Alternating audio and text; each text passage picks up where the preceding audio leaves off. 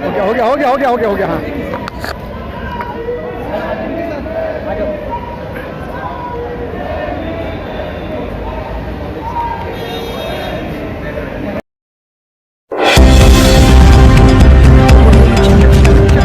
हार्दिक स्वागत है। आज हम भारत की राजधानी दिल्ली के अंदर बात करने स्विच सेंटर से। आज मिशन जय भीम का दूसरा स्थापना दिवस था और यहाँ बहुत तादाद के अंदर लोग आए और अभी बुद्ध धम्म रथ का भी शुभारम्भ किया गया। पूरे उत्तर प्रदेश नहीं पूरे भारत वर्ष के अंदर घूमेगा और जय भीम जो मिशन है और जो राजेंद्र पाल गौतम जो समाज कल्याण मंत्री जी हैं उन्होंने 10 करोड़ लोगों को बुद्धिस्ट बनाने की जो बात कही है। इसी बीच हमारे बीच में प्रोफेसर सीमा माथुर जी। मैडम माननीय मोदी जी कहते हैं हम हिंदू राष्ट्र बनाएंगे और आप जैसे प्रोफेसर और माननीय मंत्री जी ये कह रहे हैं कि हम बौद्ध में भारत बनाएंगे। जी सर, जो अभी एजेंडा चल रहा है सरकार का कि हिंदू राष्ट्र बनाना है, हिंदू राष्ट्र किस बात के लिए बनाना है? क्योंकि हिंदू तो हम हैं ही नहीं ना, उसका जो मैनिपुलेशन हो रहा है गलत तरीके से। और जो धम्म है, धम्म का जो रास्ता है वो मानवता का रास्ता है, क्योंकि मानव सब एक समान है। और जो कहीं ना कहीं जो हिंदू राष्ट्र की तरफ जो झुकाव है या आह्वान है वो मुझे लग रहा है कि समाज के साथ साथ राष्ट्र के लिए भी आत्मघाती कदम हो सकता है, क्योंकि आप उसमें लोगों को जोड़ नहीं रहे हैं, उनको तोड़ रहे हैं। तो धम्म एक रास्ता है जो लोगों को जोड़ता है, समाज में साथ लेके आता है, बराबरी के साथ व्यवहार करता है। तो हिंदू राष्ट्र की बजाय जो है हमको धम्म की शरण में जाना चाहिए। और धम्म का मतलब है सोच समझकर विचार करना, सोच समझकर अपनी बात रखना, ना कि सिर्फ सुनी सुनाई बात है और उस पर अंधविश्वास है, सिर्फ आँख मूंद करके विश्वास करना नहीं है। तो धम्म का मतलब है कि एक ऐसी शिक्षा लेना, एक ऐसी दीक्षा लेना जो हमें समता की तरफ ले जा रही है, समानता की तरफ लेके जा रही है, जो समाज में कहीं ना कहीं समता का भाव लेके आ रही है, जो बाबा साहब का भी सपना था कि बिना किसी भेदभाव के समाज में सभी व्यक्ति एकजुट होकर जो है वो रहने चाहिए। और वो तभी संभव है जब इस जाति व्यवस्था को तोड़ा जाए। तो मिशन जय भीम का जो नारा है वो यही है कि जाति तोड़ो और समाज जोड़ो। जब जातियाँ खत्म होंगी तभी समाज जुड़ सकता है। मैडम देश को आज़ाद हुए 75 साल हो गए, लेकिन आज जो कोई व्यक्ति दलित समाज से या बहुजन समाज से मुँह रख लेता है उसका मर्डर कर दिया जाता है। अगर एक छोटा बच्चा जिसकी वो जाति व्यवस्था को जानता भी नहीं था, उसने मटके को हाथ लगाया और ये संभव नहीं है कि उसने पानी पिया होगा, मटके को हाथ लगाने पर उस नाजुक बच्चे की वो हत्या कर दी जाती है और निर्मय हत्या कर दी जाती है, क्योंकि उसे इतना पीटा जाता है कि वो अपना होश आवाज़ खो बैठता है और कुछ दिन उपचार के बाद उसकी डेथ हो जाती है। जी, और ये सर आप बताइए कि जब इस तरह की घटनाएं जिस देश में हो रही हो, जहाँ पर एक छोटे बच्चे 9 साल के बच्चे को सिर्फ इसलिए इतना पीटा जाता है कि उसने घड़ा छू लिया, एक दूसरे अपर कास्ट के टीचर का घड़ा छू लिया या पानी पी लिया, उससे पानी भी पी लिया तो क्या हो गया? दूसरे सिर्फ इंद्र मेघवाल का सिर्फ इशू नहीं है, ऐसी हजारों घटनाएं जो है लगातार बढ़ रही हैं दलित समाज के ऊपर, महिलाओं के ऊपर।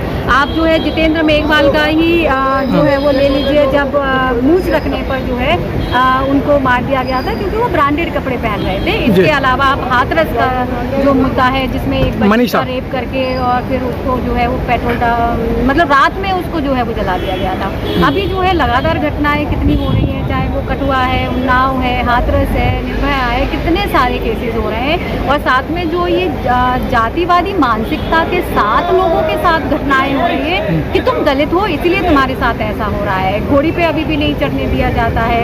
आप चाहे IAS बन जाओ, चाहे आप यूनिवर्सिटी में पढ़ाने लग जाओ, तब भी आपको कदम कदम पर ये एहसास कराया जाता है कि तुम ऐसे लोग हो, तुम ऐसे लोग हो, तुम ऐसे ही आ गए हो। तो ये जो अंदर कहीं ना कहीं जो लोग को दिमाग में ये जो प्योरिटी वाला जो मामला है कि हम ऊंचे हैं और तुम नीचे हो, तो आप ये देख लीजिए सर कि जो राष्ट्रपति महामहिम राष्ट्रपति जो देश की पहली महिला हैं, जब वो प्रेसिडेंट बनती हैं तो उनका शुद्धिकरण करवाया जाता है।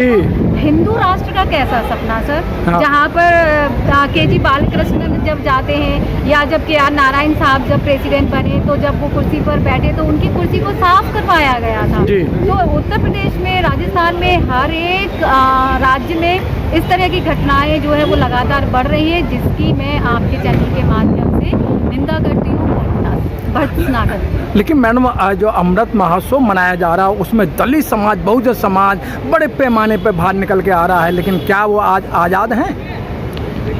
आज़ादी की सर अगर बात करें बहुजन के पॉइंट ऑफ व्यू से तो अभी बहुत सारी चीज़ें हैं जो हमें नहीं मिली है, क्योंकि आज भी हम पानी पीने के लिए लड़ रहे हैं या मार दिए जाते हैं। आज भी हम पब्लिक प्लेसेस पर अगर कुछ एंट्री करते हैं या छू लेते हैं तो हत्या कर दी जाती है। महिलाओं को इजीली एक्सेसिबल मान के कभी भी गैंग रेप, मास रेप, छेड़छाड़, ये तो आम घटनाएं हैं। तो पूरे दिन में आप देखिए कि महिलाओं के साथ रोजाना 88 रेप केसेस होते हैं और इसके अलावा कितनी सारी घटनाएं। आप जो है वो IIT का मामला ले लीजिए, एम्स का मामला ले लीजिए। अभी जो JNU में 1 नंबर मिला जो PhD के इंटरव्यू में लड़की को, तो आप देख लीजिए कि किस मानसिकता के साथ लोग व्यवहार कर रहे हैं। तो कहीं ना कहीं उनके मन में ये जाति उनके मन में है और वो इसलिए व्यवहार कर रहे हैं, इसलिए छुआछूत का बर्ताव कर रहे हैं और इसलिए वो मार रहे हैं। तो कैसे जो है वो हिंदू राष्ट्र की कल्पना कर रहे हैं? तो हिंदू राष्ट्र की कल्पना क्या सिर्फ ब्राह्मणों की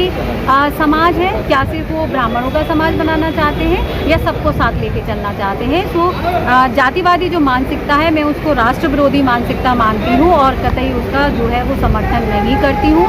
तो इसीलिए जो एक ऐसा समता पर आधारित जो समाज बनाने की ज़रूरत है, जो धम्म की ओर जाता है, जो बुद्ध की शरण में जाता है, जो कहीं ना कहीं, क्योंकि बुद्ध की शरण में आना कोई भी आ सकता है, उसमें सिर्फ दलित नहीं आ रहे हैं। अभी जो माननीय कुलपति जी हैं JNU की, उन्होंने कहा कि अगर मैं शूद्र होती तो मैं बुद्ध धर्म अपना लेती।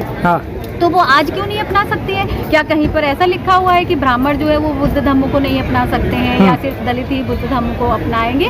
तो धम्म तो एक रास्ता है, एक पथ है जिस पर आपको चलना है।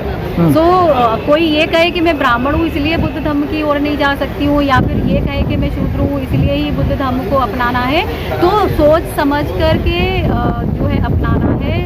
अगर आपको लगता है कि सही रास्ता है, मानवता की ओर जा रहा है, तो आप आइए, बिल्कुल वेलकम है। और आपको नहीं लगता है तो आप मत आइए, आप खुद समझदार हैं। लेकिन मैं जो हिंदू राष्ट्र की जो परिकल्पना है या संकल्पना है उसका तो मैं बिल्कुल विरोध करती हूँ, जो कहीं ना कहीं देश के लिए भी घातक है और पूरे जो मानव जाति है उसके लिए घातक है। लेकिन मैडम बात देखने में ये आती है जब किसी दलित पर इस तरीके का अत्याचार होता है, जैसे इंद्र कुमार की बात करें या औरों की बात करें, लेकिन जो बाबा साहब के संविधान से जो जीत कर आए हैं या बाबा साहब के आरक्षण की बल से जीत कर आए, उनके मुंह में चुप्पी लगी रहती है, उनके मुंह में दही जम जाती है, कोई भी नेता नहीं बोलता है। और किसी अपर कास्ट की लड़की का रेप हो जाता है या मार दिया जाता है तो दलित समाज रोडों पर हाय तौबा मचा देता है।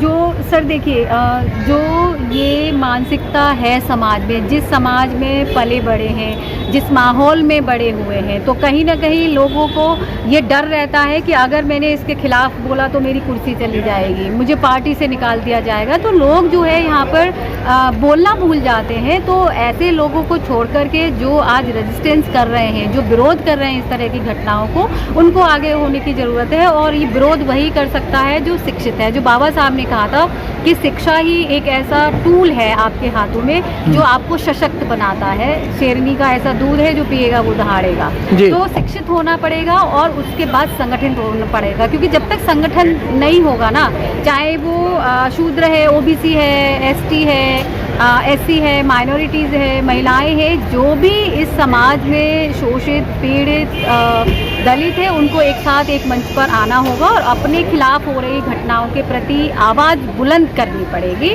तभी जो है वो हमारी बात सुनी जाएगी, क्योंकि अभी हम डिसीजन मेकिंग प्रोसेस में नहीं है, राजनीति में नहीं है, जुडिशरी में नहीं है, एडमिनिस्ट्रेशन में नहीं है। तो जो लोग पहुंच गए हैं थोड़ा बहुत, तो उनके लिए हमेशा एक डर का माहौल क्रिएट किया जाता है कि अगर उन्होंने बोला तो फिर वो नहीं रहेंगे। तो बस ये बात है, तो वो डर जो है वो निकालना पड़ेगा। और जैसे जैसे शिक्षा बढ़ रही है, लोग अवेयर हो रहे हैं, वो इस तरह की घटनाओं की निंदा कर रहे हैं और लगातार अपनी बात आगे बढ़ा रहे हैं।